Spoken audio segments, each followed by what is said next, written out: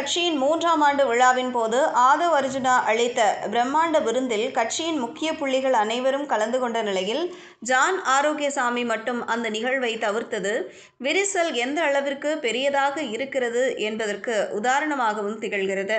இதனிடையே ஆதவ் அர்ஜுனாவின் தன்னிச்சையான செயல்பாடுகளும் மேடை பேச்சுகளும் விஜய்க்கு ரொம்பவே பிடித்து போய்விட்டதாம். இதுவும் ஜானுக்கு பெரிய பின்னடைவாக கருதப்படுகிறது. தனது கட்டுப்பாட்டில் இல்லாத ஒரு அதிகார மையத்தை ஜான் விரும்புவதில்லையாம்.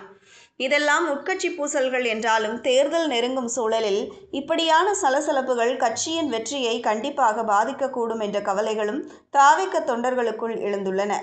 தற்போது நிலவும் சூழலை பார்க்கும்போது ஜான் ஆரோக்கியசாமி விரைவில் தமிழக வெற்றிக் கழக முகாமிலிருந்து முழுமையாக விலகுவதற்கான வாய்ப்புகளே அதிகம் என்று அரசியல் நோக்கர்கள் கணிக்கிறார்கள். அப்படி விலகினால் விஜயின் முடிவு என்னவாக இருக்கும் என்று தெரியவில்லை.